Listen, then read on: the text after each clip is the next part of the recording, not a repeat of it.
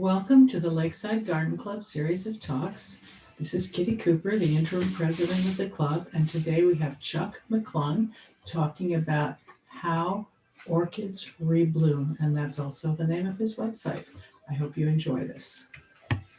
And I've done gardening classes for years on a variety of topics, and I called Kitty earlier for a few details, and she said I could talk as long as I wanted. Ooh, never been told that before. So I can talk about plants all day. That's usually what I do anyway, so just get me started. But first of all, I'll just tell you about myself. I've gardened my whole life. I started in the late 70s gardening for money when I was in middle school. I don't mow lawns anymore, but I've got my master's degree in botany many years ago, and I've worked for several universities doing research plants. And people ask me, why don't you still work with universities? And I say, well, I'm not a politician. So I don't do that anymore. But what I do these days is go to people's homes and help them with their plant problems, whether it be landscape design or designing containers or orchids or fruit trees or pruning their roses or anything except lawns. I don't do lawns. But then the idea for this class that I had, this class, How Orchids Rebloom, it's kind of a funny story. Maybe 20 years ago, I was doing a class at a nursery in Bellingham, Washington, where I lived for many years. And I moved here because I like that bright thing in the sky. You all see that. You don't have that in Bellingham. But this class was in like a November, October, and it was how to winter over your fuchsias, begonias, and geraniums.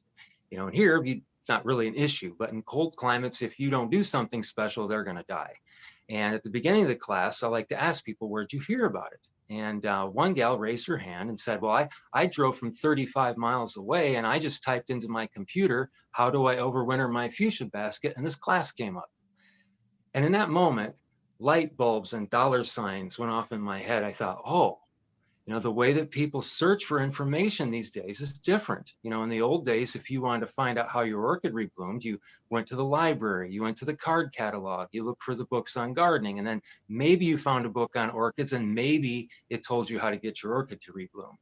But, and so after doing this class, I thought, well, why don't we just call the classes what people want to know? And so I started doing this orchid class called How Orchids Rebloom, and like tons of people would show up. And, I compare this to, let's say, how many of you have been as excited today if the class was Chuck's going to talk about orchid care and cultivation? Now, that's kind of boring. Luckily with a Zoom class, you can bring your pillow, maybe not at the garden club meeting. But so, yeah, orchid care and cultivation is a pretty boring topic, but I can tell you the exact same information and call the class How Orchids Rebloom, and you'll be far more interested in the class. So that's my idea.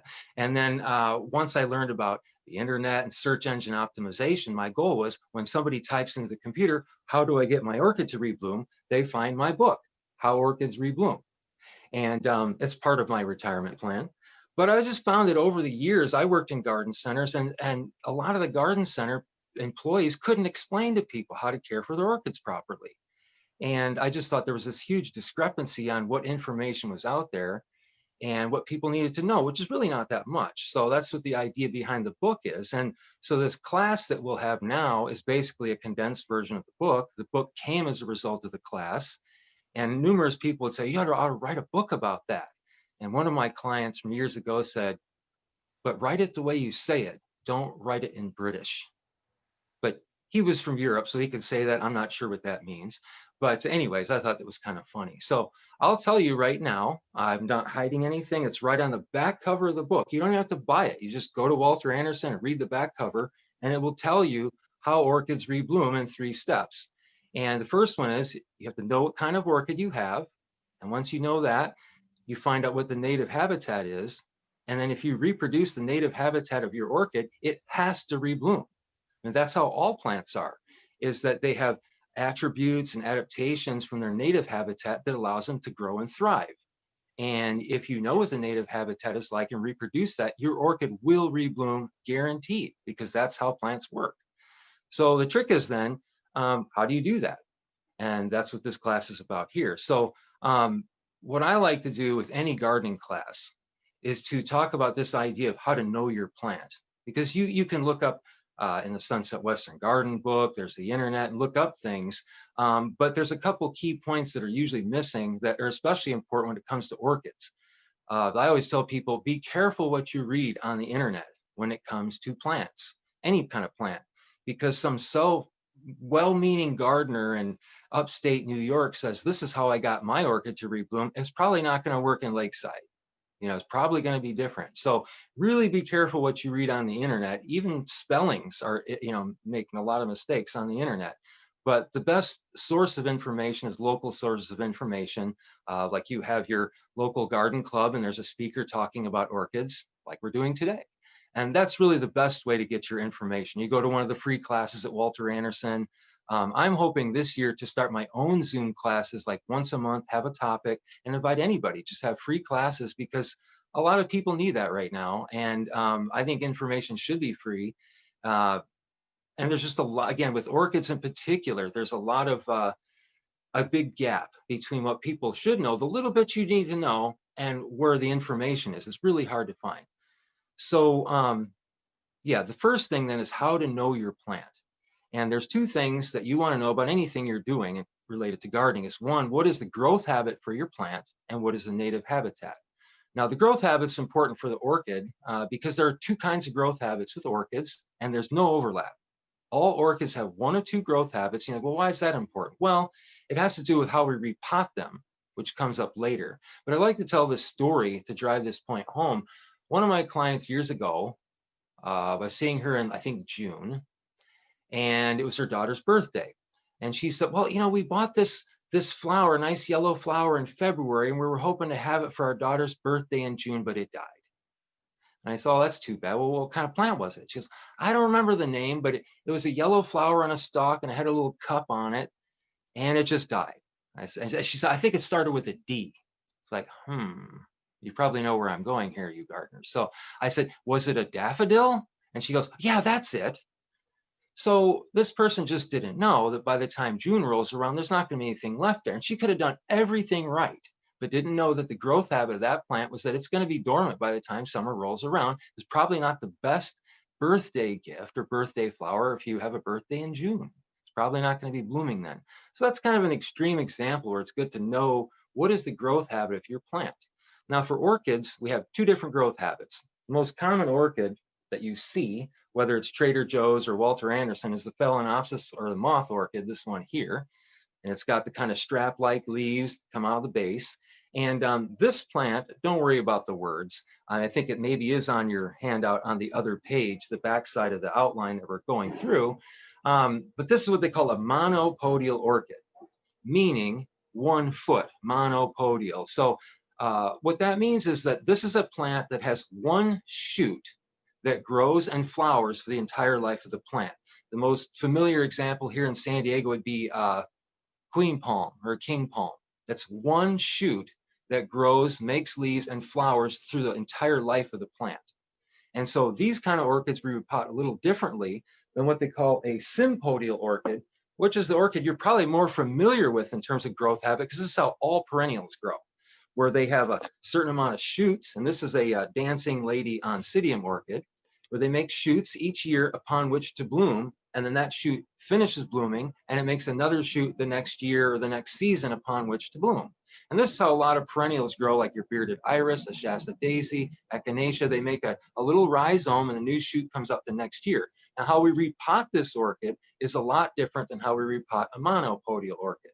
But just to point it out that these are different growth habits. This plant, or like the Cymbidium orchids with the big strap-like leaves, are going to outgrow their pot at some point. That's going to happen because they get bigger, they get wider.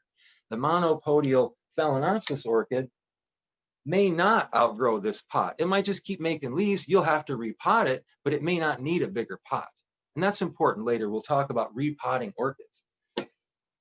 Okay, so that's the growth habit of orchids. There's two types, and you want to know that because, again, it affects how they get repotted. But also, I like to impress this idea on people that if you can distinguish between the youngest and oldest leaves on your plant, you have a powerful tool to assess the health of that plant.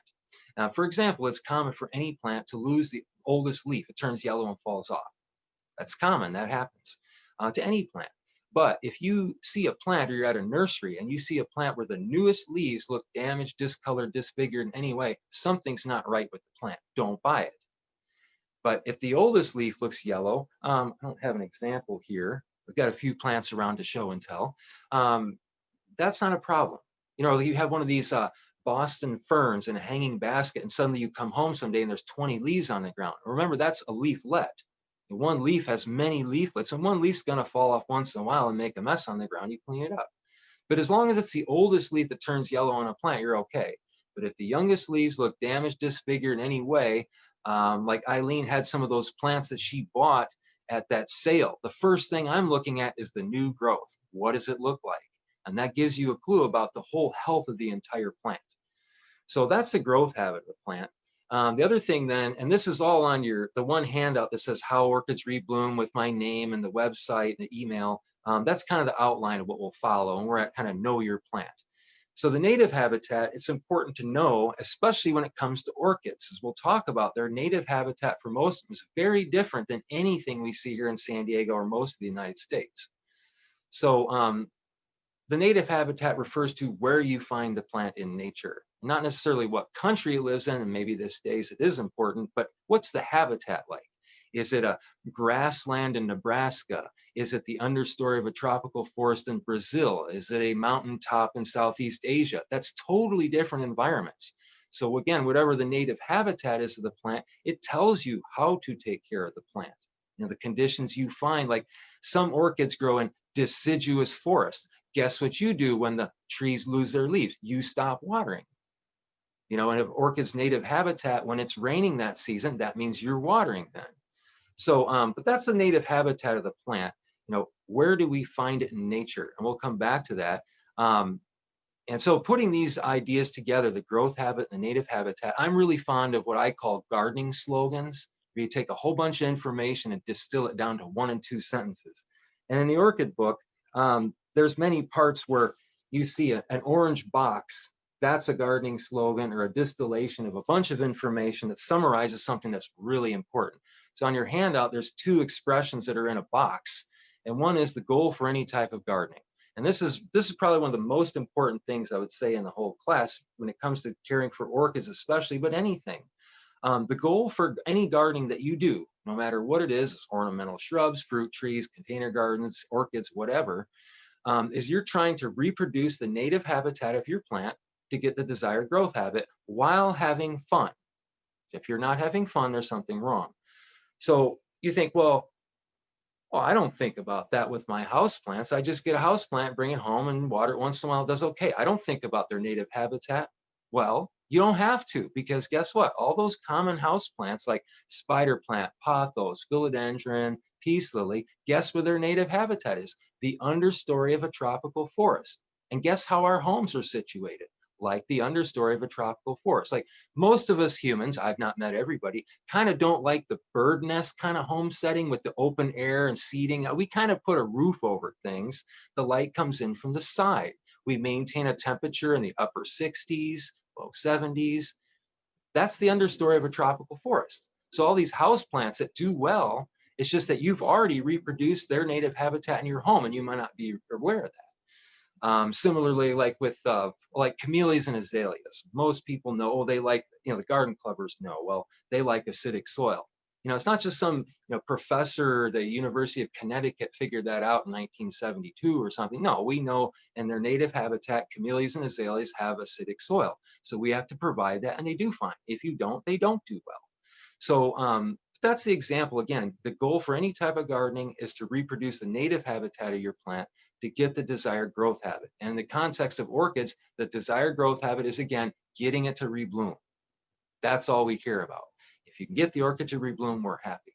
So all of you have probably heard or have experienced, well, these orchids are difficult. Well, why is that? Well, they're not really difficult. They're just different. And because we don't know that, or we don't grow up with orchids in their native habitat. And the people that say are from the Philippines, or they grew up in Costa Rica, or maybe Florida or Hawaii, have a totally different perspective of orchids than we do, because we grew up with apple trees and palms and other things that are not orchids for most of us. And so there are many reasons that people have found orchids to be difficult, a lot of it is because people don't have the information. Now, all the information about the native habitats was not known 300 years ago. 200 or 300 years ago, when European explorers were bringing all these orchids back from other lands to Europe, they all died. And so the only people that could really afford to grow orchids 200 or 300 years ago were very wealthy. They had the conservatories that you see, that some of them still exist today in Britain and Holland. And so there's this mystique that developed about orchids a long time ago, that they're difficult, and they were a long time ago, but they're not now because we know their native habitats. And so one of the other references that or handouts that's more of a reference sheet, there's one that says the top 10 groups of orchids and what they require. So I found that any orchid that you see at Walter Anderson or at Trader Joe's can be put in one of 10 groups, 100% of the time. If you go to an orchid show, that's different. You're going to find all kinds of other things, but almost all the common commercially available orchids can be put into one of 10 groups. And if you look at light, water, and temperature, none of them are the same. Some like highlight, some like it cool, some like more water during the year, some like less. So what we know now, there's 4 things that we did not know a long time ago, that all that work's been done for you. You don't have to guess. It's all figured out. One thing we know is that, and this is on your handout, the origin of the orchid myth and what we know now, some orchids like lots of light and some hate lots of light.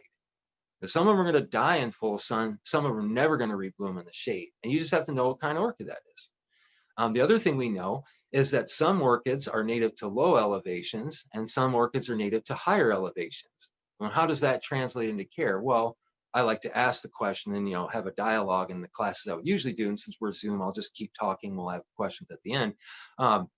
If an orchid's native to higher elevations, the temperatures are cooler, especially at night. Orchids that are native to lower elevations are warmer than the ones at higher elevations, especially at night. So the elevation in the native habitat of your plant tells it what kind of temperature it likes. So we'll come back to that. The third thing that we know, a lot of people get their orchids, they bring them home and bring them inside. Most homes are far drier, the air that is, than the orchid's native habitat. Again, orchids we're talking about are tropical. There are orchids that grow here in San Diego. There's a neighborhood I work in La Jolla. It's a gated community called Emerald Cove. It's right off of Cardenio. The last 2 years, I found wild orchids growing in the mulch in people's yards. And they're these little teeny orchids called ladies' trusses that are native to the whole southern band of the United States. But you're not going to see these in a store. They're orchids. But, the whole plant's 5 inches tall and the flowers are about the size of a lentil. It's probably not going to sell really well at a Trader Joe's. But the orchids exist and they're terrestrial. They live in the ground, and they're there. But the orchids we're talking about are tropical in nature, pretty much.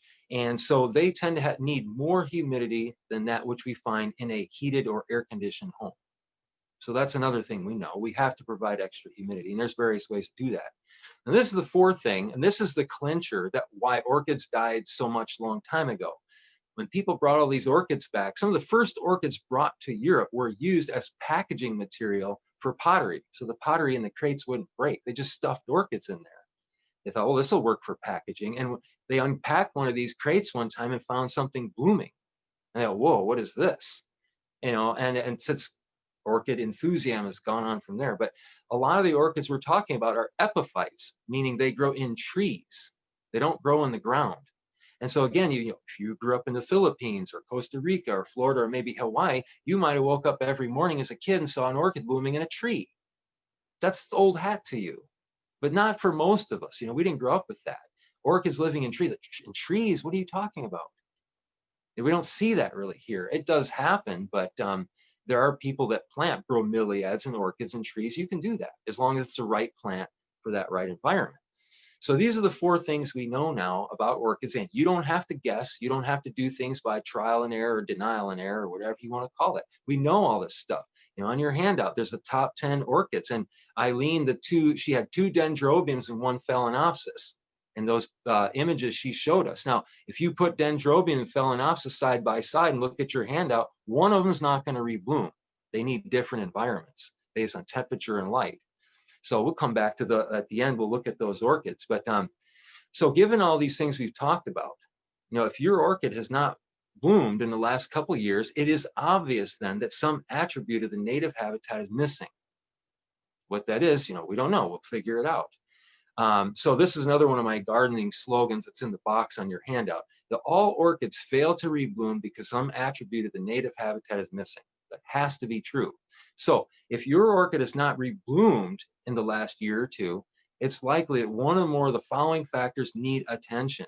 And so I found, after probably answering thousands of orchid questions over 20 years, helping people with this, that I can distill all reasons that orchids fail to rebloom into 5 reasons. And that's what we'll talk about now. It has to do with light, the water, the temperature, how you repot it and care for that, and also the plant's origin. So let's talk about that now. And again, all this, what we're going to talk about, this is how you reproduce the native habitat of your orchid.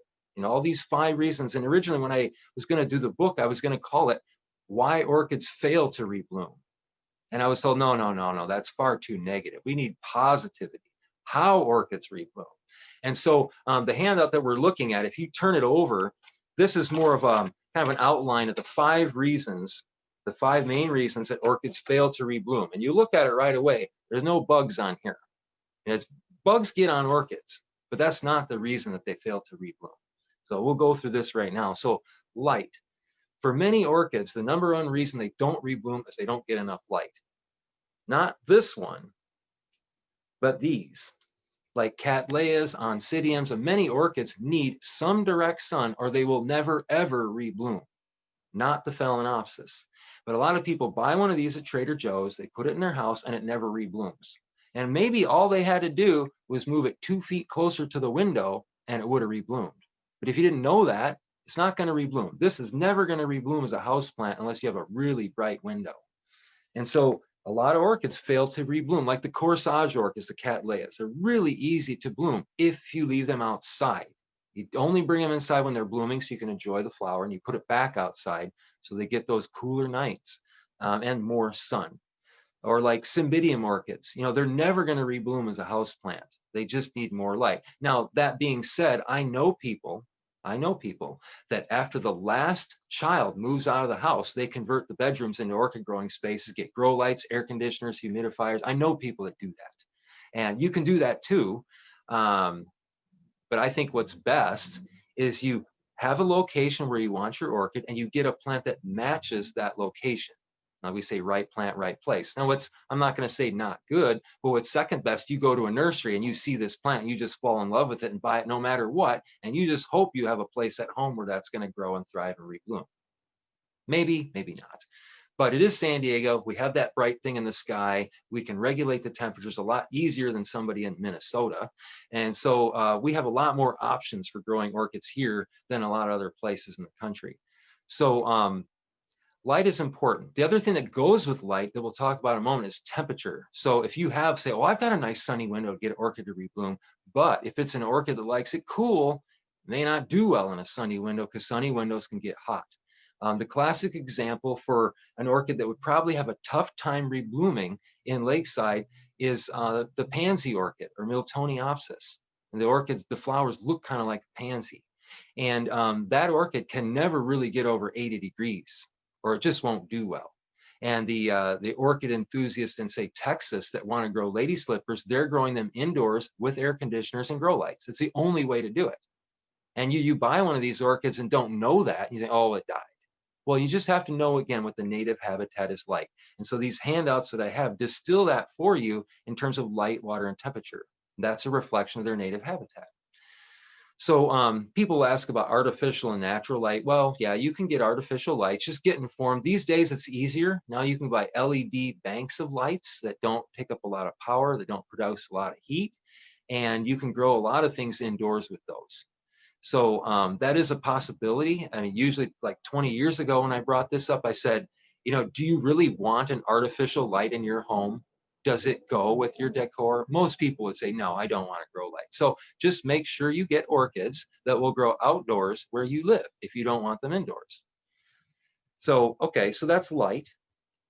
Now, the next thing has to do with water.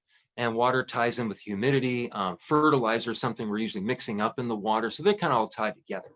So the most common reason orchids fail to rebloom for a lot of them is lack of light. But the most common reason that orchids die is they get too much water. So when you get your orchids that are epiphytes, they live in trees, and you bring them indoors and you water them with all your houseplants, however often that is, they'll probably die, a lot of them. Because again, if you're an epiphyte living in a tree, you have plenty of adaptations to live in that tree. It's not wet all the time, unless the tree falls over in a lake, and then the orchid probably will die. But in a tree, all orchids have adaptations to dry out a little bit. So like this Phalaenopsis orchid, with these thick leaves. I mean, they're succulent leaves. You treat this like a succulent. That's what the leaves are. A succulent just means, like with food, something is juicy. So a succulent leaf holds water in it. And that's why a lot of times if you have gophers, they don't affect the succulents because they might be tunneling, but succulents don't have a lot of deep roots. Unlike if you have gophers around perennials or fruit trees, just them cutting the roots makes the plant suffer. So, but anyway, so this is the Phalaenopsis. It has succulent leaves. Or we have this plant, the Oncidium, or the dancing lady orchid, that has these bulby things. This holds water for the plant so that the plant can use that water during times where it's kind of dry. So that's why the plant has these. And sometimes the oldest bulbs will shrivel up and die. And again, it's the oldest part of the plant. There's nothing to worry about. It's just using that water support the front part of the plant that's actively growing. So people say, well, how do I water them? Well, one of the rules with watering orchids is if you're not sure whether to water it, don't. Because a lot of people say, well, I think I should water it. Well, if you're not sure, don't do it. Because remember, they have plenty of adaptations to survive dry periods living up in a tree. But not all orchids live in trees. Like Cymbidium orchids that are very popular in Southern California, especially near the coast where it never gets that hot. The long strap-like leaves and the big spikes. They're not epiphytes. They live in what we call like semi-terrestrial environment that's like leaf litter. So again, they like well-drained potting media so the roots get air, but they still don't like to be constantly wet, especially in the winter. So one of the rules of thumb, like, well, how do I know when to water more often? Well, look at the plant. If it's growing leaves, that means you need to water more. If new leaves are coming out, and they say growing, growing is kind of an odd, vague word. There were certain words that I was not allowed to use when I was in graduate school. One word was stress. We weren't allowed to use the word stress in a conversation, a paper, anything, at least in my academic background. Because I said, well, if I tell you this plant is water stressed, what have I told you? Nothing. If I tell you this plant's stressed out, I can just tell. Well, it just means it's unhappy, but I haven't told you what the problem is. I could say this plant is lacking water. Now that's a problem. So coming back to the word grow, what does that really mean? You can put a plant in your closet in the dark and it will appear to grow, but it's not really growing healthy. It's just what they call etiolated or getting leggy in a closet because it's dark. So I like to use different words instead of the word grow. And this sounds kind of funny, but the expression is biomass allocation. What's that mean? Well, if you think about it, it makes sense. If a plant is allocating biomass to leaves, you better water it more often than you did when it was not growing leaves. And so that's one rule of thumb. Like with the Cymbidium orchids, you water them like crazy in the summer with those big leaves that come out. You have to do that. And in the winter, you have to back way off on the watering. Like if somebody tells me, oh, our Cymbidium made these nice flower spikes and the flower lasted 2 weeks and fell off, it's likely they just kept watering it when they should have backed off on the water. If the plant's not accumulating biomass to foliage, you don't water as much. That's true with any orchid and any plant.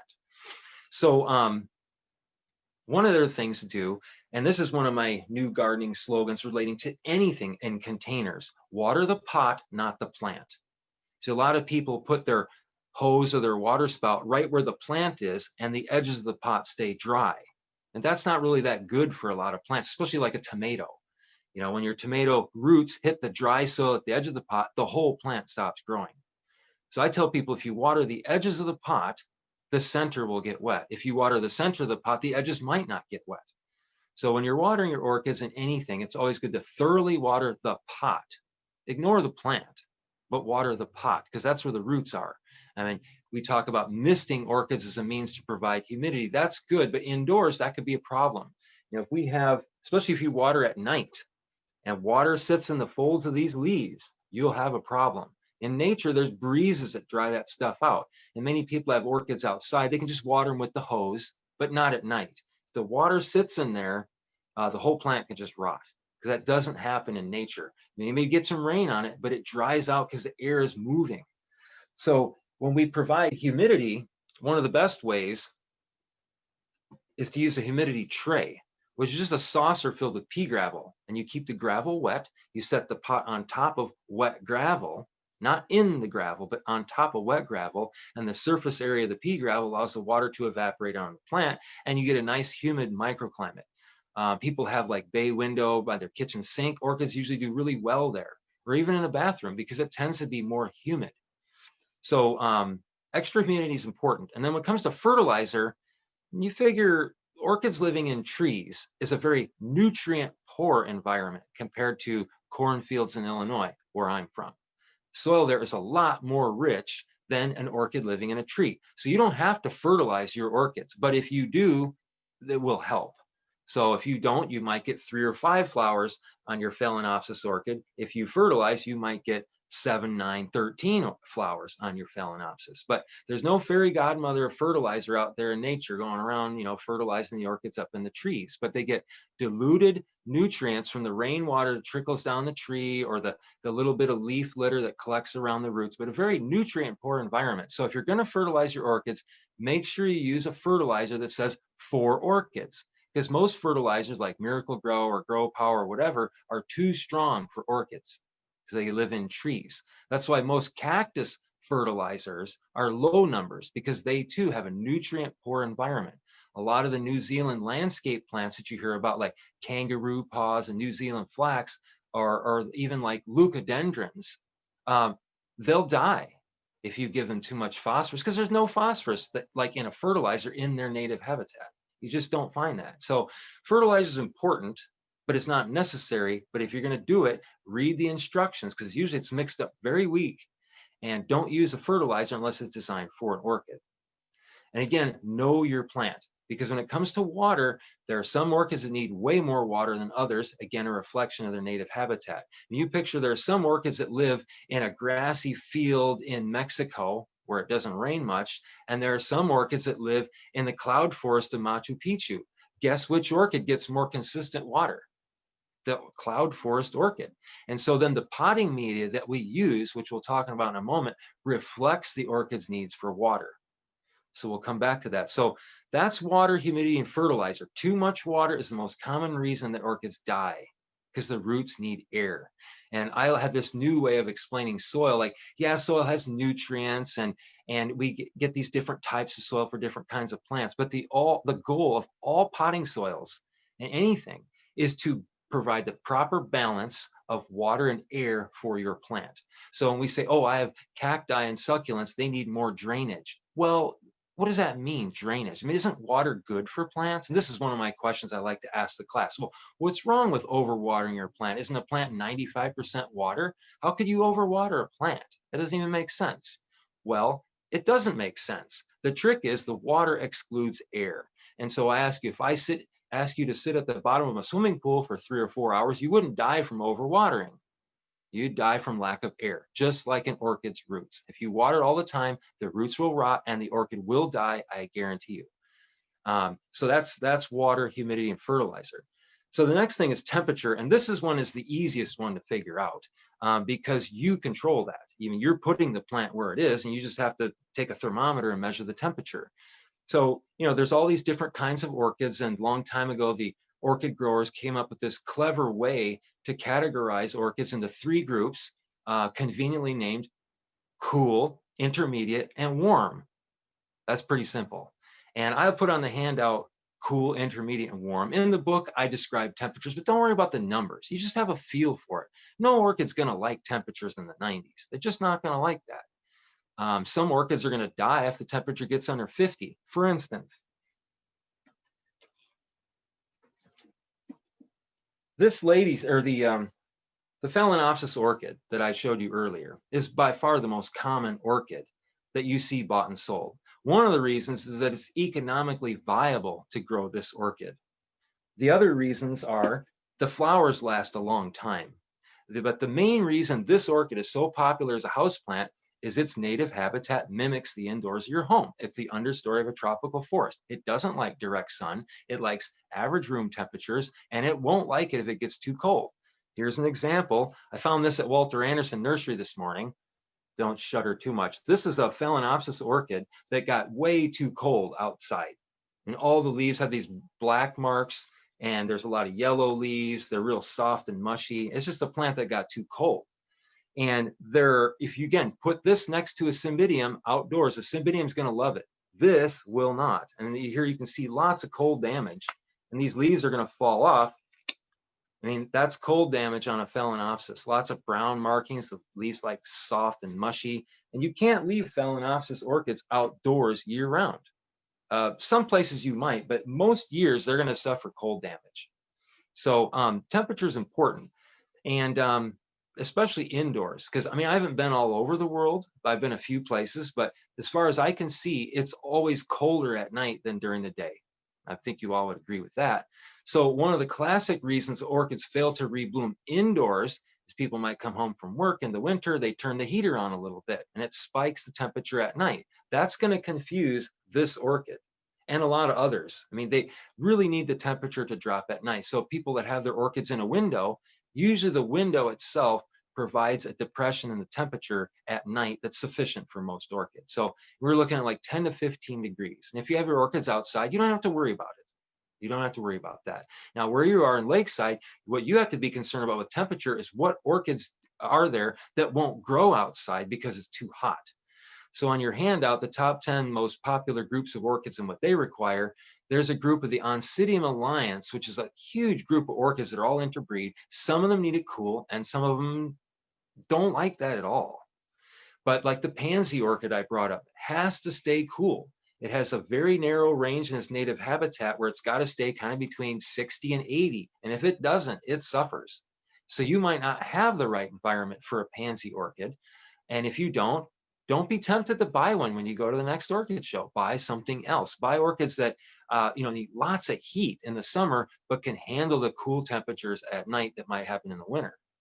So that's temperature. It's pretty easy to understand that one because you control a lot of that where you set the plant down. Now, the fourth reason that orchids fail to rebloom, and this is one of the more important ones, has to do with the pots, the repotting, and the potting media that you use for the plant. And all three of these are interrelated: the pot, the potting media, and then how you repot an orchid. Because again, we're trying to make the orchid feel like it lives in a tree. You know, the orchid, this doesn't feel like Kansas anymore, Toto. So we want the orchid to feel like it's in Kansas, Toto. So what do? So we're going to put it in a pot. Some people have orchids in trees. That will work as long as it's the right orchid for the right environment where you're at. Some people put them in hanging baskets, but most of the time orchids are potted in pots because it makes them easier to transport, they're easier to take care of and all of that. And people, first thing they'll ask is, well, are plastic pots okay? It's like, well, have you seen an orchid for sale not in a plastic pot since World War II? No, they work totally fine. Plastic pots are fine, but yes, they do impede air getting to the plant.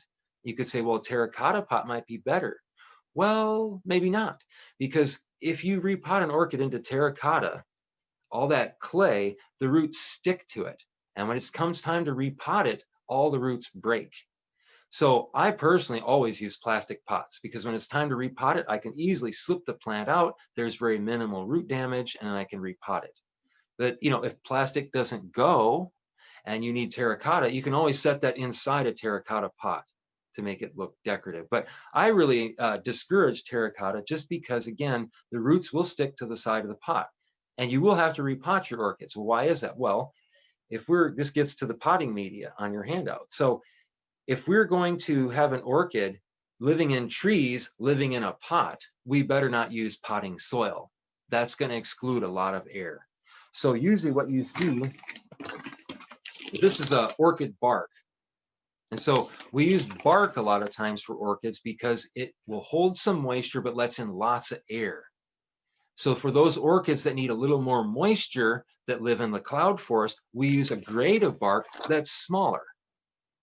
If you use a large grade orchid bark with a pansy orchid, it's going to dry out too fast and die for sure. So with the cloud forest orchids of South America, like a pansy orchid or the Dracula masdevallias, you use real fine bark because you don't need so much air and you need more consistent moisture, which again reflects the native habitat of that particular orchid. So like Eileen had those two dendrobium orchids. They really don't like fine bark because the roots need lots of air. And one of the most common reasons dendrobium orchids do not rebloom is they get watered consistently through the winter. And that's an orchid where you, on your handout, you get a really strong winter rest. You lay off the water in the winter, or they just will keep growing leaves and never rebloom. So when it comes to pots, going back to that, you think, well, if I'm going to repot my orchid, you know, what kind of pot? Well, plastic works, but the size is what's most important, the size of the pot. So you will have to repot your orchids every few years because the media that we use is not decomposed. It's orchid bark, like when we have potting soil, that is decomposed organic matter, compost. But the materials we're using with orchids are bark, non-decomposed materials that will decompose over time. So the classic reason an orchid fails to rebloom is that somebody gets an orchid, they never repot it, all the bark breaks down and becomes more like soil and less like the well-drained potting media it's supposed to be. The roots rot in the orchid and it dies. That is a very common reason. So you do have to repot your orchids every once in a while. I suggest, like, depending on the plant, probably about every 3 or 4 years, again, depending on the plant.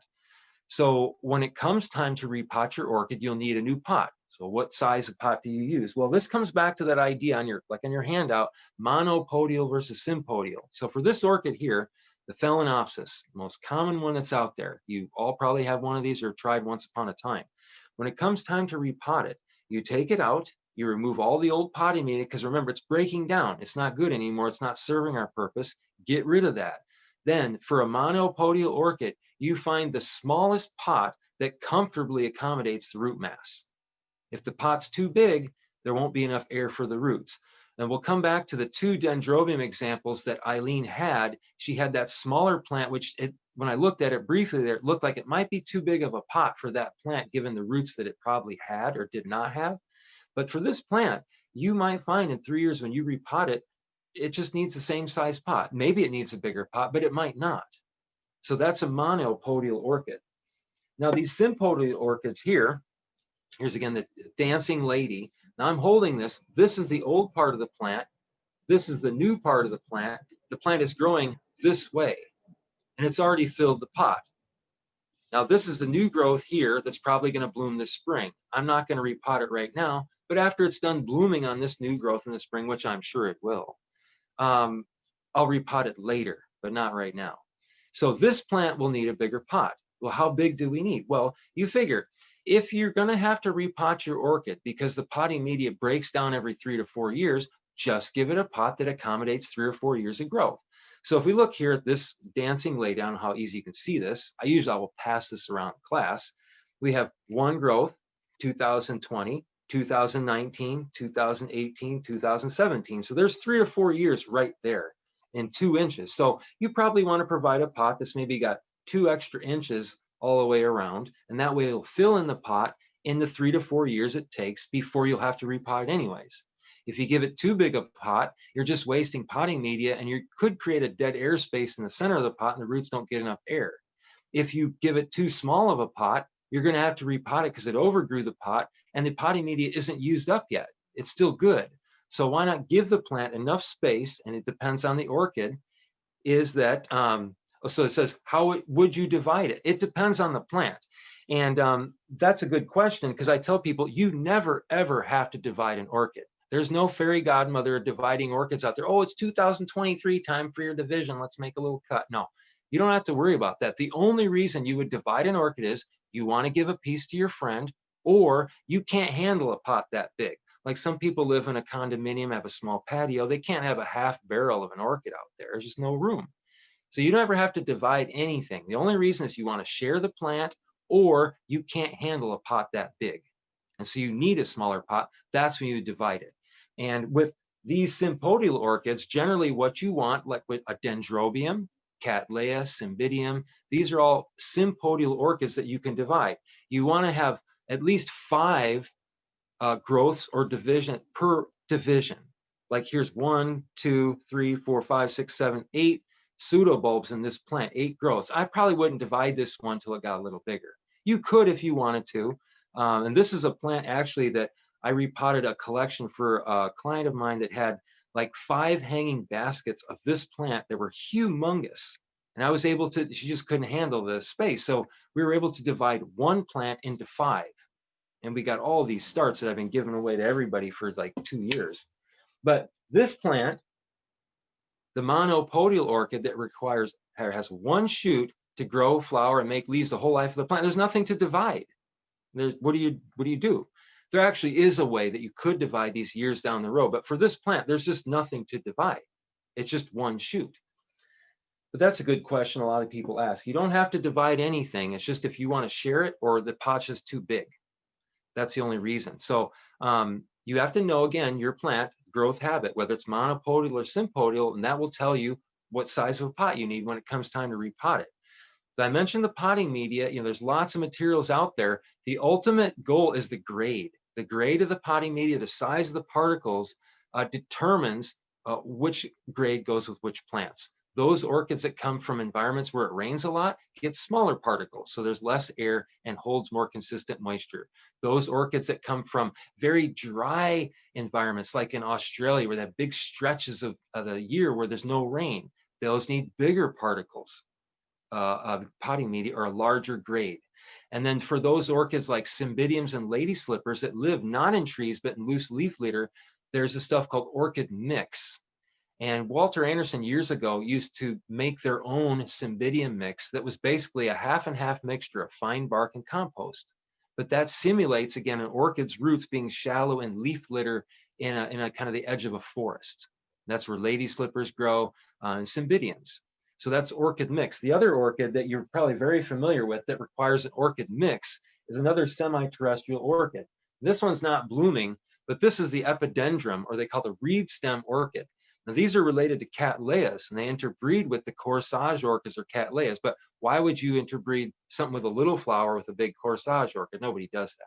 But they are related genetically and taxonomically. But this orchid, I have a friend in Orange County that grows these. He grows them in cactus mix.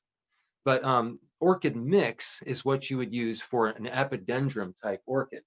Now, again, coming back to this, make sure you read the label. This one says medium. If you need orchid mix, make sure it says orchid mix, or you'll get the wrong thing. Like I went to a house this past week, and the client said, well, I read your book and I repotted my Phalaenopsis orchid. I said, what did you use? It said orchid mix. So, like, look at the handout. It doesn't say that. But yeah, and then also where you get it. Like, really avoid orchid materials from Home Depot. I mean, because she got this bag of orchid mix that looked to me like pathway mulch. It was like shredded wood and bark. It was not for an orchid. It was very poor quality. So I said, yeah, you probably should take it out of there and repot it. But make sure you read the bag, because I mean, look again, it's just this little part right here that tells you whether you need this. This says medium. Sometimes it's like fine, or it says large. And you just make sure you get the right kind that goes with your orchid. And on the handout right there, there's one that says repotting the top 10 groups of orchids. It tells you what kind of potting media you need and then when to repot them. And then when to repot is the key thing. When do you do it? Usually for most plants, anything, or orchids especially, you repot just as new growth occurs. So like on this Oncidium orchid, here's the most recent growth. Eventually a new shoot's gonna come out from below that. That's my cue to repot it. If that's not happening, I'm not gonna repot it because it may bloom off of that. But usually that's gonna be like spring through early summer is the best time to repot an orchid, depending on the orchid. That's usually a good bet. Like with your Cymbidium orchids, when they're done blooming, they almost automatically start new growth. That's your cue to repot them. Any of the like Cattleya Alliance, even the Cattleyas books will tell you if you repot it not seeing that new growth, the plant could die. or skip a year. And the idea is if you repot, you want it to keep blooming and not skip a beat. And so usually you wait for that new growth to occur. That tells you there's new roots growing. Get it in the new potting media. The plant takes off and never skips a beat and still blooms that year. So, and yeah, repotting. So what you don't want to do is repot an orchid in the middle of winter, because the whole process of repotting, taking it out, removing all the potting media, it's kind of stressful and the roots kind of break. And to put it back in there, I lived for years in the Pacific Northwest. You never repot an orchid going into winter. That's bad. Here, it's not so bad because we have a lot of bright light in the summer. But the exception would be like in Eileen's example, say you've just got some plants, we're in the middle of winter. Yeah, get that thing out of that old pot and repot it right now, or it might die. You might as well do that. So that's why I put on your hand emergencies. Sometimes you have an emergency, or I like put lots of jokes in my book. And there's one of them that says, my daughter was practicing her air guitar and knocked my orchid off the table. And even though it's the middle of winter, should I repot it? Yes. Even if an asteroid knocks your orchid off the table, definitely repot it, no matter what time of year it is, because it's got to be in the pot. So those are the 4 main reasons orchids fail to rebloom: insufficient light or improper light, not proper water, incorrect temperature, and then not proper potting media or repotting procedures. But the 5th reason more has to do with, I call the plant's origin, or what the plant experienced before you got it. So let's see this question here. Do you have to repot an orchid that, what did the last part say?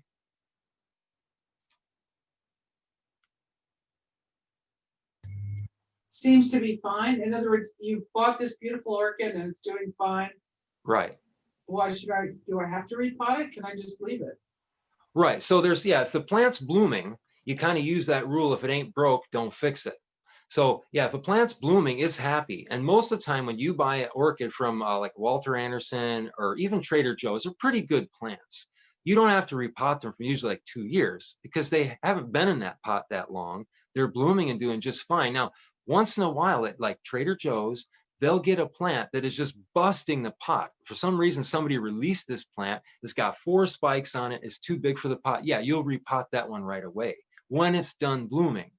But if you repot an orchid in full bloom, I mean, I've done it, but the flowers could all fall off, because it's a really stressful kind of, I use the word stress. Repotting the plant is something the plant's not used to. Again, in living in a tree, there's no fairy godmother repotting orchids that pulls a plant off the tree and puts it back up there with fresh whatever. No, it doesn't happen. They just keep growing.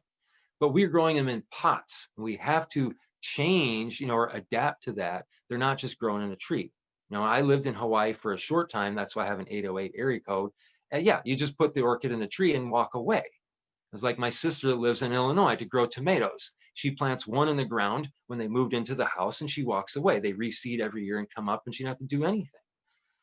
But so that's repotting. So, but getting to the plant's origin, you get a plant that could be so stressed out. Like how many times I've heard, oh, my friend down at the end of the cul-de-sac gave me all of her orchids because she's not good at it.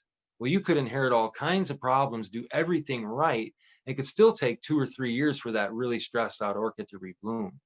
So sometimes you inherit problems. And this is true, like if you buy orchid from a box store, and even sometimes Trader Joe's. I mean, there's nobody taking care of those plants. I mean, I went into a Trader Joe's once and they had Cymbidium sitting out on the front sidewalk with the paper sleeve on it. And it was really sunny and like it was an 80-degree day in February. And I'm like, you can't do that. The flowers are gonna all fall off. And they're sitting on hot concrete. And so, yeah, if you go to stores that, are box stores, you're gonna get plants every once in a while that are pretty stressed out because nobody's taking care of them. They're not being displayed in the proper location. And like the Trader Joe's at the northern part of the world, they put the orchids right by the front door.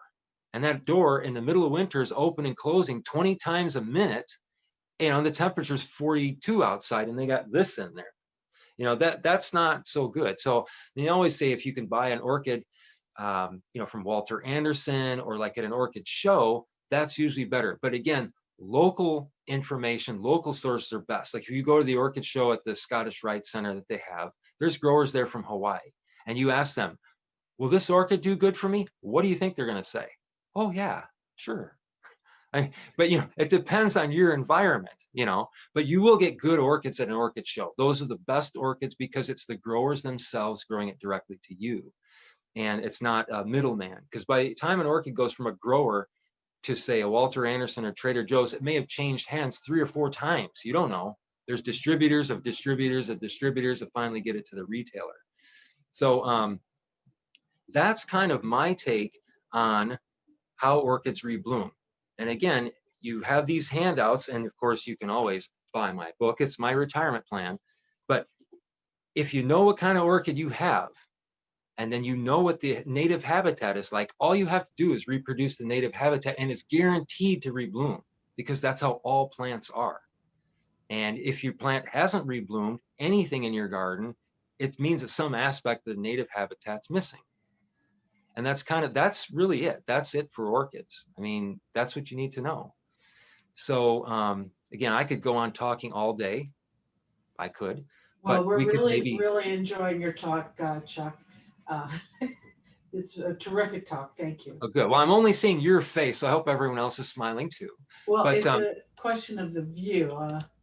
yeah, Okay. let's open it up for questions, or, because you'll learn a lot more from your questions than from me talking. Like, I was involved in an experiment when I was in graduate school where they took some of us and we had a new teaching paradigm where we said very little, and this was like a biology lab for freshmen. We said very little, and we had them work it together and work it all out amongst themselves. And it worked really well, and it's this new way of teaching. And so I find that the parallel for that in this kind of a class is that the questions that you all answer, you will learn a tremendous amount from, because it's the questions everybody has. So part of that, because I worked in retail and nurseries for years, almost every chapter in this book has a question and answer section. So and every question I've ever heard is in this book. And when I've done these classes, this book came out in February of 2019. And I've done numerous orchid classes for nurseries, even plant societies that are not orchid related, and for garden clubs. And there's only had one question that was an odd question that was not in this book. So that all you have to do, I tell people, is just read the question and answer section in the orange boxes and don't even read the rest of it. You'll know more than anybody in the whole country on how to take care of orchids. But yeah, let's open it up for questions now and see where that goes. I don't know if Eileen wants to show us hers. Yeah, have a look at these orchids Eileen inherited. Eileen? Yeah. Yeah. Should I take this like papery stuff off? Yeah, right. So that papery stuff. So, there's some people that just can't handle that papery stuff and they got to pick it off of there. And you figure, again, in nature, there's nobody doing that. But some people have a really hard time looking at that stuff. So that's one reason to take it off. But why I tend to take it off, because that's a place where bugs can hide, is in that papery sheet that gets old. Mm-hmm. And there you have it indoors and there's no like predators eating those bugs. Yeah, I pull that stuff off. Like I'll go to people's homes and repot their collection and I clean them up real clean because I want to make sure there's no bugs. So yeah, if you're finding bugs, or scale would be or mealy bugs, a real common pest, I would clean those old papers off, but not if it's hurting the plant. Like if you're peeling it off, it doesn't come off, and just leave it. It should pop right off right away. Okay. Yeah, and so that plant there, do you see what's happening at the top here? You have a whole new shoot coming off of that plant. Do you have a question about that? Yeah, see that? It's like a spider plant. It's making a whole plant on there. Let me show you this one. Well, it's putting up roots here. Yeah. So if you see this plant, this is a Phalaenopsis, and like yours, it's making a baby plant up here. And what that's called, it's a Hawaiian word for baby, which is a kiki, or child. So that's a kiki orchid that has all those roots. You could take a sterilized razor blade, cut it up, and pot it up separately and have a genetically identical plant. The question is, why is the plant doing that? Why is it making plantlets on a spike, or why is it making off the top of a pseudobulb? Well, often that's a sign the plant's not happy in the pot, so it's trying to grow somewhere else. So I'm not saying that's the case, but you got these plants that might have been stressed out. That's what will happen. If the roots rot, the plant will try to grow somewhere else. And same with this Phalaenopsis. This one got too hot in the summer. Some of the roots died, and now it's growing this up here because it likes to be up here instead of down here in the pot. Yeah, this plant is, I don't know. Actually, I am seeing a little bit of a bud over here starting up. Yeah.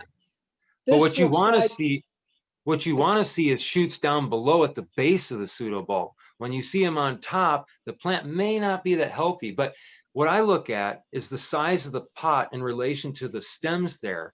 And that might be too big of a pot.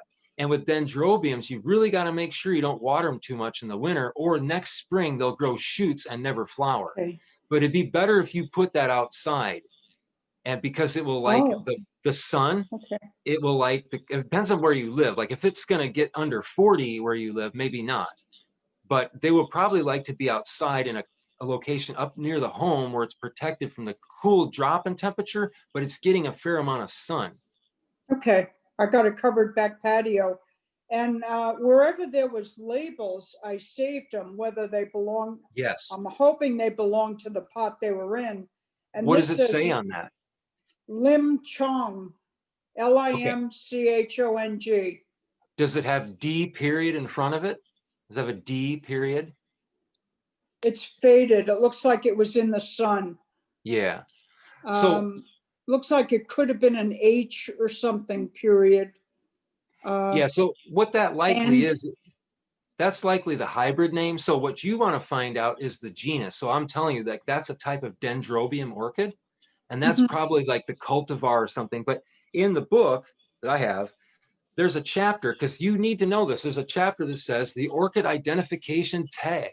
And that's really important, because if you have an orchid collection, the plant is worthless without the tag, because the tag tells you the hybrid, the parentage, and it'll give you clues about how to take care of it. But the tag is really important. Now, the other plant that you had, that Dendrobium, is a Dendrobium kingianum. And that's a pretty nice looking plant there. And that one too, you probably should keep outside. Hey, that does say Kingianum. well, it's hard to read, but it does begin with a K and has a Yeah. Y in it. Speciosum Oh, Grace, GRACILICAULE, yeah. maybe? Well, yeah, so that, Oh, it looks to me yes. that doesn't go with that, because that looks like a Dendrobium kingianum. What you're reading is a hybrid of Dendrobium spectabile with gracilis, and that's a larger plant that grows in Australia. And it's likely that this is maybe not what that plant is. But that plant is Dendrobium kingianum, which makes little sprays of pink flowers that are fragrant usually, and it will Okay. bloom in like late spring, summer. But I would say put that outside, so it can get a Okay. drop in temperature, but don't let it get rained on through the winter, because it likes a dry winter.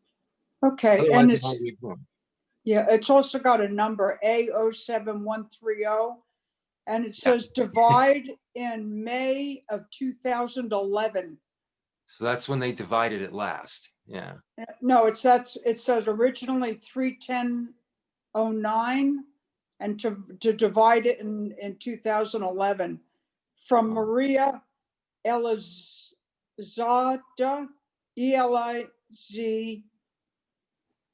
ELIZADE, maybe. Yeah. So that's, This one, the roots were so packed solid. yeah. I had to get a little claw to try to loosen them up a little bit. It was completely root bound. Well, okay. So that's a good question. Root bound. For orchids, there's no such thing as the term root bound, because the only reason you need to open up the roots is if there's potting media inside that. But the fact that you're reading all that stuff off the tag tells me whoever was taking care of that knew what they were doing, because they were recording everything, and so that looks to me like a really nice plant. And then this Phalaenopsis looks like it's definitely seen better days. Yeah, this is dated August 8th, 2007. She said that he was like a master gardener, and one of the labels said it did win a first prize at the Del Mar Fairgrounds in the year that it was there. Now this label says DPS.longpridefancy. Okay.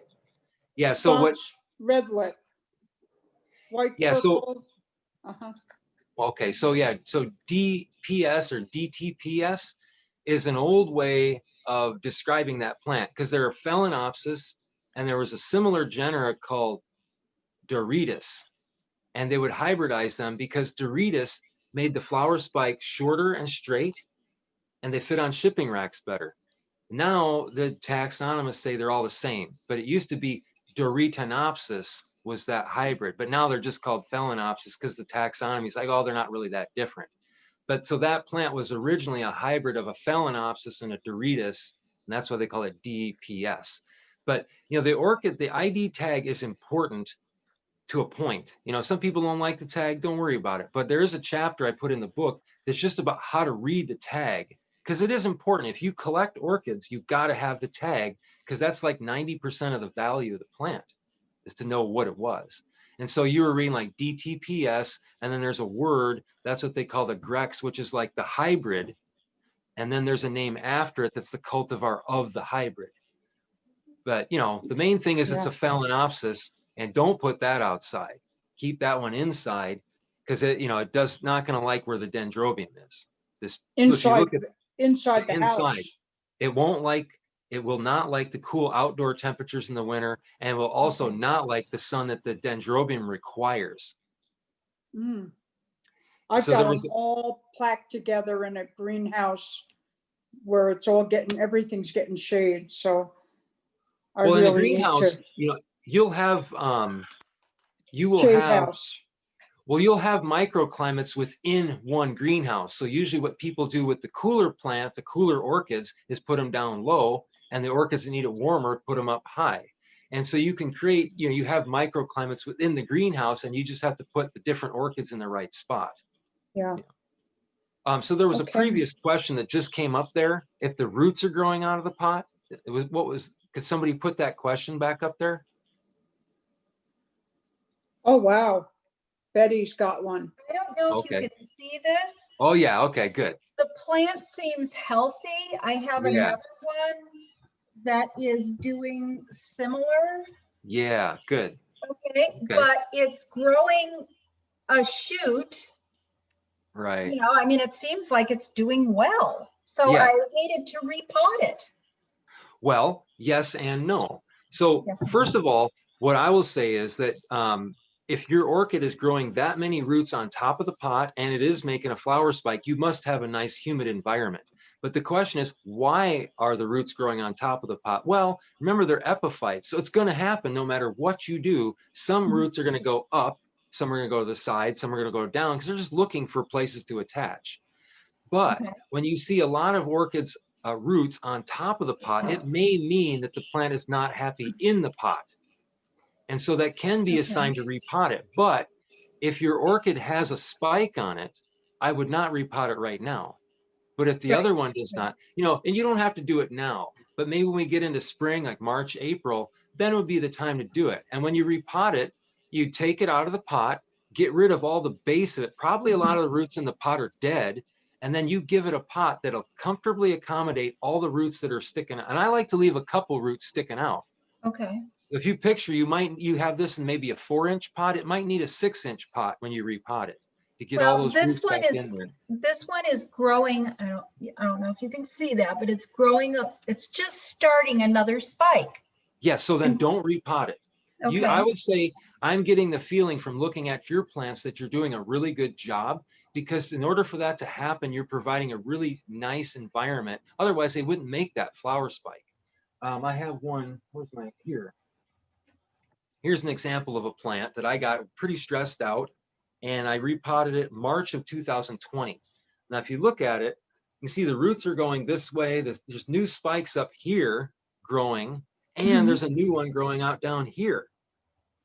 So they'll grow new spikes here and up here. And the most common question nobody's asked yet is, what do I do when my orchid is done blooming? Anyone have that question? So there's a whole chapter in my book.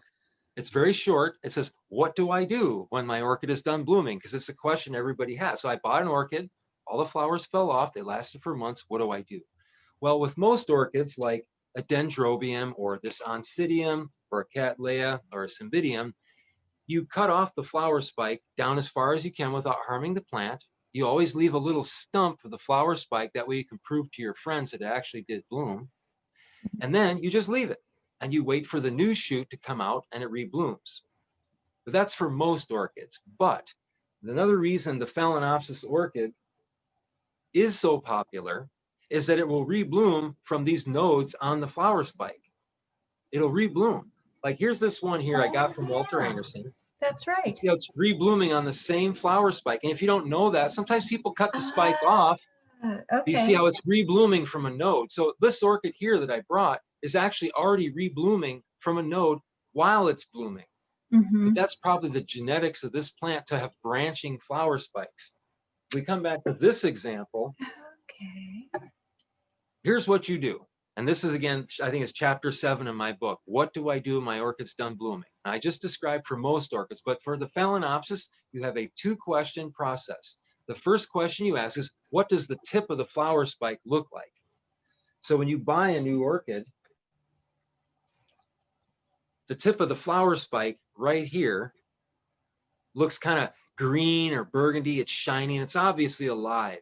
So when this plant is done blooming, it could continue to bloom off the end of the spike. So if you, when your orchid's done blooming, you look at the tip of the spike. This is question 1. If it looks healthy, you do nothing. Don't do anything. Just leave it. And I've seen orchids grow like these, where the flowers come down and they actually hang lower than the pot. And people have to put the pot up high because the flowers are way down here. That can happen. So that's question 1. You ask yourself, does the flower spike tip look healthy? And I have pictures of the book just to show you what that looks like. So, but if this looks brown, then you go to question 2. So again, if the tip looks healthy, do nothing, end of discussion. If the tip looks brown and something's not right, then what you do is you cut off all the part of the spike that had flowers and you leave the spike that had the nodes. And then this plant will try to rebloom. Now I did that Okay. here with this plant. I'll show you this one first. Here's a Phalaenopsis where the 2 spikes had brown tips and I cut them off, preserving all the nodes. And you can see here, this one is getting ready to bloom, very just starting right off of that node. That's a new flower spike and that will come out, go like this and bloom. Here's another one on the 2nd spike doing the same thing. I don't know if you can see that well, new spike coming out. Then as those grow, they'll start looking like this and they get bigger. Okay. And over time, then buds will form and then it forms here. So this one's got 2 spikes on 2 different nodes and it's blooming from the base. That's where new spikes come from, where the roots come from, the exact same place, where the leaves join the axis of the plant, or they call it the leaf axil. So you could get a new spike here, or you can get them up here. It usually blooms on the spike faster than down here. So people say, oh, I didn't know about that, and I cut the spike off my Phalaenopsis. I said, well, you just have to wait for it to make a new one, and it will. So, but that's a Well, good I example. I only cut what is brown or looks like it's dead. That's And I fine too. left this, but I hooked I kept part of the brown part Yeah, and hooked to it hold it to up. a stick just to hold it up. Yeah. So Um, yeah, what I like to do, and this is again in nature, the spikes don't go like this. You know, they go like, they just stick out, yeah, hang they down. grow. Like Yeah. for instance, look at this orchid here. The flower spike comes up and it bends down. Why do you suppose it looks like that? Well, the only reason it looks this way is so it'll fit on a shipping rack. That's why this is done. Oh. No reason. They just bend it down because the shipping rack is only this tall. And if we have time, I'll come back to a funny story about that. So the question that came up next is mealybugs. So for the Phalaenopsis orchid like this, the most common pest you're going to get is a mealybug. And that's those little white fuzzy guys that could be on your citrus, they could be on your gardenia, your hibiscus, it could be on all kinds of tropical plants. Most indoor house plants will get mealybugs. If you have a Hoya, the indoor plant called a Hoya or a wax plant, mealybugs love that. If you have mealybugs in your yard, they'll find your Phalaenopsis. They love this plant. And they'll often hang out on the underside of the leaves. They can be on the plant stake, like where the tie is. They love to hide in that place where the stake is tied to the stem. So for mealybugs, there's a real simple solution, and that is neem oil. And neem oil works excellent. And a lot of people think, well, is that too strong? Well, when neem oil first came out, I mean, I just tried it with an African violet. I just doused the African violet flowers, and they were fine. Now, I probably wouldn't spray this on a Phalaenopsis flower like one of these. It might stain it. But on the foliage, it works just fine. But remember, mealybugs are fuzzy. they repel water and liquids. So you have to reapply this. And neem oil is organic, meaning that it only lasts for 3 or 4 days and it breaks down. That's a good thing. You know, synthetic insecticides can last for who knows how long, and we consider that's not so good. But for your orchids, this neem oil is excellent. You can sometimes find neem oil that's got pyrethrins added to it, and that works good too. That's originally came from a daisy, neem oil they put in toothpaste, some of them. But anyway, so neem oil you can use on a lot of things, like powdery mildew on your tomatoes, if you get that. I'll use neem oil for a hibiscus that has aphids all in the flower buds, or if your citrus has scale or aphids on the new growth, this works excellent.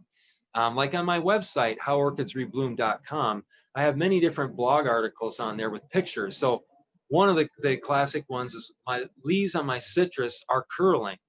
Well, sometimes it's due to the citrus leaf miner. That's one control. Sometimes it's due to aphids, and this works. This is for sucking insects like aphids, scale, whiteflies, and mealybug.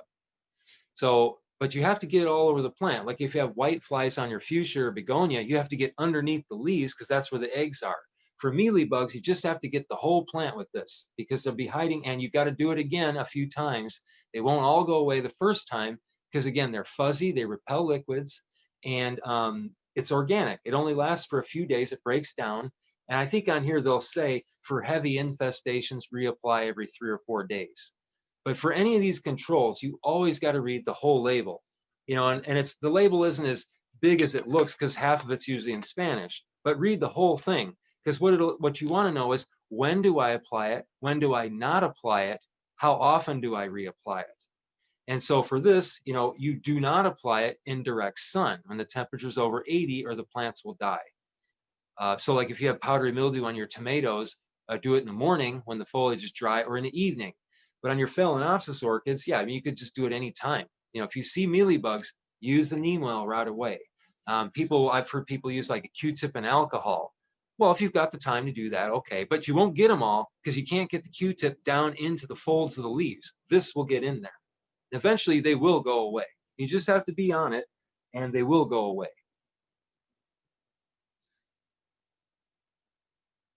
The other thing with Phalaenopsis, the most common pests, like Phalaenopsis orchids, never get aphids, ever. They will never get aphids on the flowers, anything. But if you get mealybugs on an unopened flower bud, they'll get in there and they'll be inside the flower before it even opens. But the other pest you get on Phalaenopsis is scale. They look like the little sesame seed that's brown stuck on the leaves. And they're always on the underside of the edge of the leaf is where you commonly find those. And you'll see, if you see like in your Phalaenopsis a sticky spot, that's usually a sign that mealybugs or scale are present. But again, you know, in the top 5 reasons that orchids fail to rebloom, those bugs won't stop an orchid from blooming. They're present just randomly. They just randomly showed up. But if the plant's in the right environment, it's still going to bloom, even if it's got bugs, to a point. Enough mealybugs, and yeah, the flowers will look pretty yucky and won't last that long. Okay. Another question. I can keep going.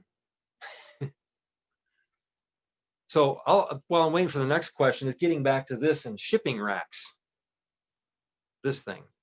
So when I first started writing this book, which is many years ago, actually, I took several years to finally get it done because I was working in that.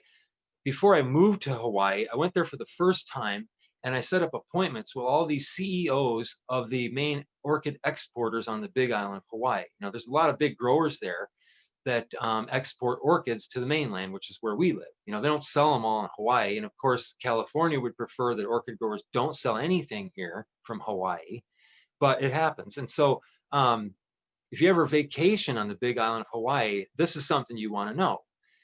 Every single orchid grower closes their doors on Friday, and all the chemical companies come around and bomb all the greenhouses on Hilo, the Puna district of the Big Island of Hawaii, and you can smell it all over the whole island. They stay closed on Saturday, Sunday, so when they open up on Monday, everything is certified to be shipped for export. So on Fridays, it smells weird, and it's not the volcano. Well, it could be, but it's just an odd fact that all of these greenhouses on the Big Island of Hawaii get sprayed on Friday, and they stay closed for 2 days so they can open up on Monday and start shipping again. So when I went there, I learned this. I interviewed this one guy who actually has come to the San Diego Orchid Show. His company has been here selling orchids. And I asked him, and this is actually in the very last thing in the book, it's called an aspiration. And just one page. And so I interviewed this guy and I asked him, so are there any new orchid varieties out there that are going to be really easy to rebloom as houseplants for people? And he started laughing. I was like, of course I'm going to ask while you're laughing. And he goes, I can't really be concerned about whether or not orchids rebloom. I just grow winning orchids. And I go, oh, okay. And he goes, do you want to know what a winning orchid is? And I'm like, sure, I want to know what a winning orchid is. And he goes, a winning orchid for me is an orchid that goes from the flask to flower in 18 months. It's got a showy flower that catches your eye, and it fits on my shipping rack, 18 inches. That's all I care about. He said, because all I grow are disposable home decorations. And that's what orchids have become now. They're kind of like poinsettias. And so some of the orchids you find at Trader Joe's, like these Phalaenopsis, especially the little tiny ones, they don't rebloom that well because a lot of the vigor's been bred out of it for this idea of the disposable home decoration. The growers don't care if these orchids perform well past 6 months. That's not their job. You know, orchids today have become a substitute for cut flowers. Many people are going to buy one of these for $14.99 or $20, and they're going to save $40 on cut flowers because this is going to bloom for 5 months. Whereas the cut flowers are replacing every few weeks. So that's why they're so popular in Trader Joe's and Home Depot and a lot of the chain stores, because people buy them as a substitute for cut flowers. So the danger of that is like poinsettias, the vigor is being bred out. And we get these genetic weaklings that show up that sometimes don't do so well. So again, if you can buy orchids from orchid growers directly, even through the mail, that's often better than getting the cheap one at Trader Joe's. Because the growers are growing winning plants, like the real plants that for orchid society people, which you don't have to be to have winning orchids yourself.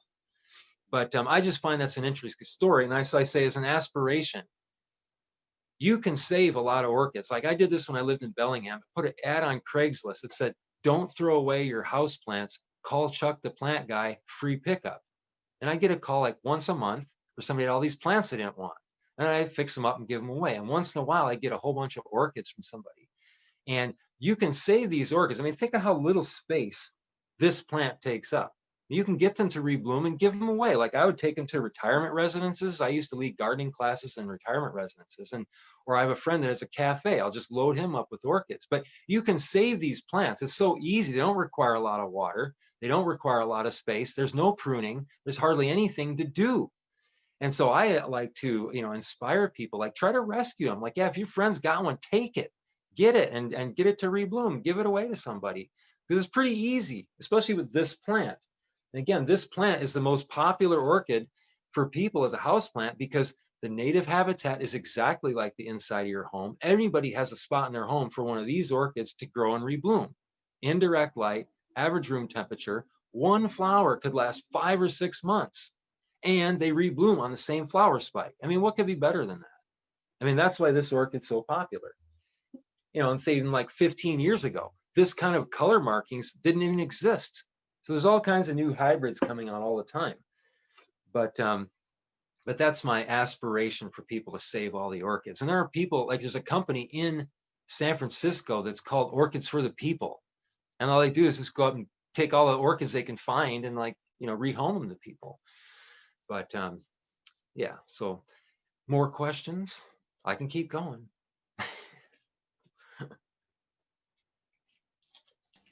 Well, thank you, Chuck. This has been really wonderful, and we've all learned a great deal. I love that you've been rescuing orchids. I mean, the Orchid Rescue Society. That's just so. Yeah. I mean, and yeah, because a couple blocks from where I'm at right now, a friend of mine has this cafe, and there probably is, I don't know, 40 orchids over there. I just find and take them over there because I don't have room. I mean, I really have a lot here, but I take them there. And you could find people that have spaces. Let's rescue orchids. It's really pretty easy to do, especially when you have the right spot for the right kind of orchid that mimics its native habitat. Well, So our plant sale to support our Lakeside Garden Club is scheduled for May 8th. And if you have any orchids to contribute, we'll be happy to take them. Let me write that down because I have, I'll get you some orchids. Let me write that Oh, down. Chuck, thank you. That would be wonderful. Yeah, because if you even advertise that there will be orchids for sale, you'll get more people show up. Okay, You put then. that in there and just say, even if you have like 10 of them, you know, they'll sell and it'll draw people in. Yeah, that's the day before Mother's Day. Oh, good day to have a plant sale. Exactly. And we do the setup the day before that. So it's Saturday Okay. is the sale and drop off is May 7th. Okay. Yeah, Or usually on Fridays, earlier I'm in and the we'll East. take them And off 6th and 7th. 6th and 7th. Okay. Okay, I will make sure, I'm making a note of that and I'll make sure I get you some orchids. I'm usually in the East County on Friday mornings. So I'll figure out a way to get you, I'll contact one of you and get some plants to you. So I can get plants. Terrific. I will take these rescues and give them and sell them to new homes, benefiting our garden club and all our good works, like having speakers like you. Yeah. And I'll just, say this real quick. If you did want to buy a copy of this, don't buy it on Amazon because I make like $1.50, but if you buy it through my website, you'll pay less. I'll get more. But if you order from me, I'm trying to do this now 2021 because the thing's still going on with the pandemic. You can email me, and my email is pretty easy to remember, howorchidsrebloom@gmail.com. And then I can either that or I can give you my address. You can send a check and I'll send you signed copies. If you want me to send one to one of your friends, a signed copy, I mean, I can do that too. And I want to absorb some of the shipping costs just so that people can have these. Because usually when I go out to the orchid clubs or the plant societies and garden clubs, like I have a big spread that I bring with like plants and orchid bark and the books and everything that people can buy. And so I just want to offer that there's some way we can make a deal so that it's easy for you and I can mail them out. That way you don't have to be going out to buy it at Walter Anderson. That's something we can arrange. You can just email me and we'll figure that out because there's not too many people buying it, so I can handle that. Terrific. Yeah. So on your website where it says buy the book. Yeah. Yeah, you can do that. If you click on that, you can buy the book. But if you email me and buy it directly from me, it'll cost you less and I'll make more. But if you buy it on the website, one thing about the book is that it's self-published and what they call print on demand. So if you buy it through the website, it will be printed once you buy it. So it takes usually like 2 or 3 weeks to get it. But if you were to email me, then I can ship it out in a couple of days and you'll get it a lot sooner. Okay. Yeah. What is my favorite orchid? I'll show you. I'll go get it. I'll be right back. That orchid you're showing looks absolutely gorgeous. The moth orchid. What's that called? It's a orchid. Email again, Kitty. Phalaenopsis. Yeah. What's Okay. his email? Oops. All right. So this particular orchid is called the cockleshell orchid. And this doesn't look really impressive at the moment, but this doesn't bloom in the winter. This blooms more in the summer, sometimes into the fall. But I don't know why that's my favorite orchid, but it is. And I'll show you a picture here in the book. This is a photo of that plant. This is the flower where it kind of looks like an octopus, where there's kind of the purplish head and then white petals that hang down. Wow. And many of these are fragrant. And it's one of the easiest orchids to rebloom. I just put it in the bathroom window. I've had this plant for like 10 years. It blooms every year. I water it very sparingly, but it is one of the oddest shaped flowers. And this is the actual size. They're about maybe 3 or 4 inches long, something like that. And they have a spike that will continue to rebloom off the top of it. If it's an ideal humid environment, it'll just keep blooming for months and months. And that's called, it used to be called Encyclia cochleata, and it's been renamed to, I think, Prosthecia cochleata, whatever. But that's something related to Cattleyas. Very easy to grow, very easy to find. But the other group that I like is the Oncidium alliance. All of these, there's all these different hybrids, star shaped, spots, purple, yellow, white, fragrant, not fragrant, like spider orchids, like all of them are related to this. And they're some of the easiest orchids to rebloom if you keep them outside. But you know, everybody's got their favorite.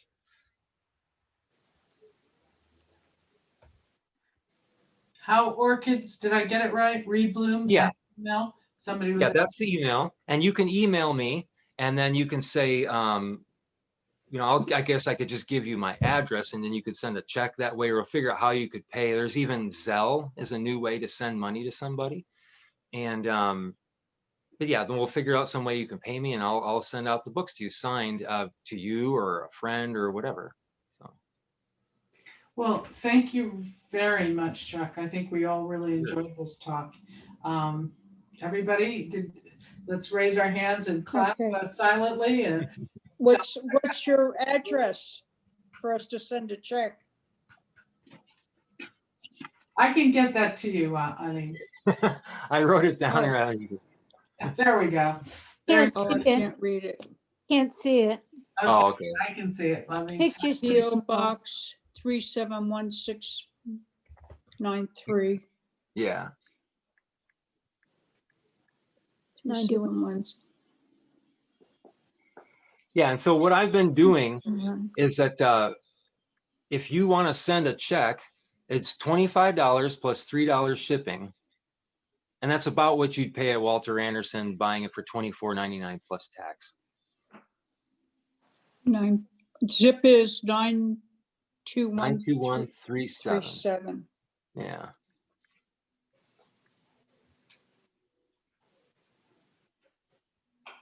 Okay. Yeah. And then on my website, I'll get something else here real quick.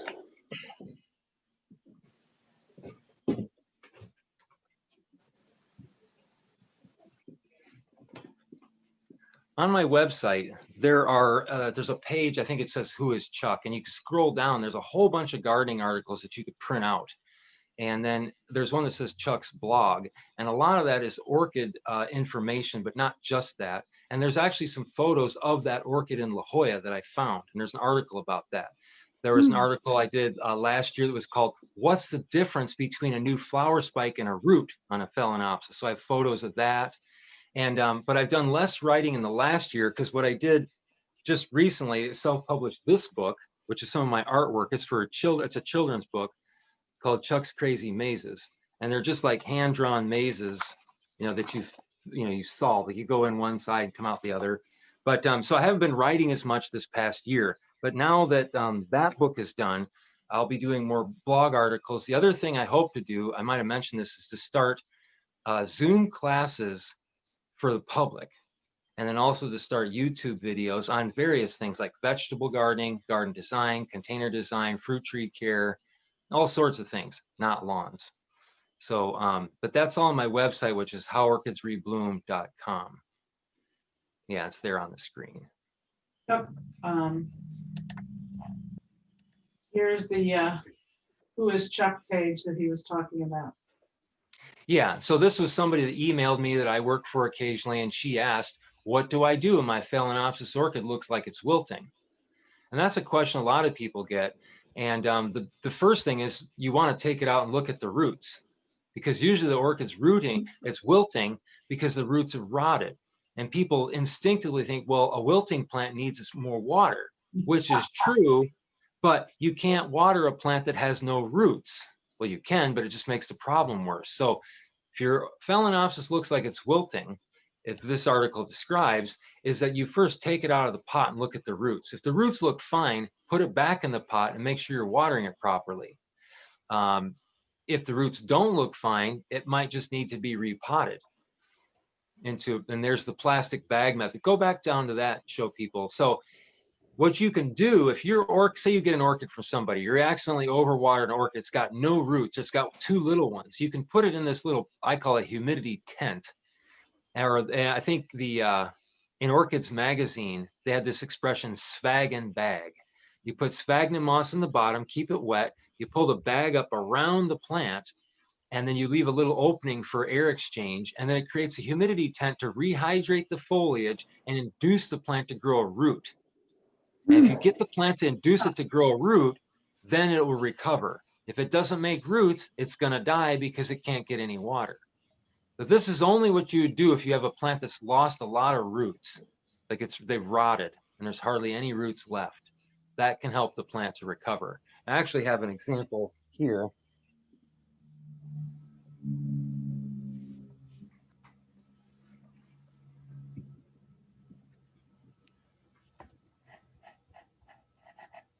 If you want, can you see me right now on the screen, or is the website thing there?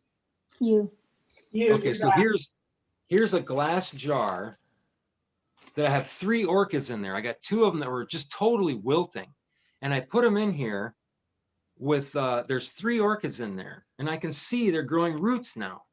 And I've not opened this for 2 months. It's totally sealed up in a cool space. You can see the moisture on the plastic bag, but they're in there. And but one of them's making a new root or something. I could see it. But this is one way to deal again with a plant that's wilting that has very little roots. Create a humidity tent to get it to rebloom. Oh yeah, look, it's got a new spike in that one. Let's take it out and see. Oh wow. I haven't taken out of this bag for 2 months. If you look here, there's a new spike forming off up here. You can see that. And then down here at the bottom, there's a new spike right there. I don't know if you can see that. And it looks like there's a few mealy bugs. But anyways, that's the humidity tent. It totally works. Wow. But you got to be careful because again, it's not moving air.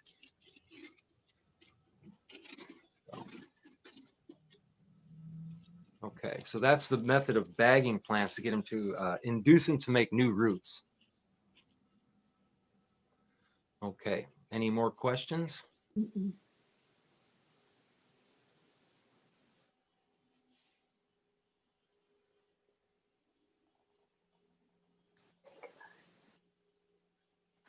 Well, in that case, we just really thank you. Thank you, Uh, Chuck. Thanks. Great It speakers. was really a wonderful talk, Chuck. You're terrific. Yeah. And I will send you a link to the recording of the whole meeting, but then I've learned to do video editing, and I'll make a video of just your talk Oh, okay. and the questions, and I'll post it on our YouTube channel, and you can, of course, link to it from your website or do whatever you want with it. Oh, well, thanks. That's great. See, that's what I want to get to. I just got a real phone a couple months ago. I'm a little behind on certain technology things, other things I'm better at, but thanks, because that would be very I helpful. have just learned video editing, Oh. long story. And Yeah. so I just made a YouTube channel for us a month ago. And I've been Wow. putting up the talks that we've had. And so far, all our speakers have been delighted with the extra publicity and Sure. You didn't take a breath. You were just so consistent and easy to understand, and yeah, really good. Yeah. yeah, you were Well, if we were live, you'd see me jumping around the stage and using my hands and all kinds of things. But it's pretty interesting to just sit here and be still while talking. New experience for me. So thank you very much for having me. Thank you for Thank you, coming, Chuck. Chuck. Deeply Sure. appreciate Thanks it. a lot. Big.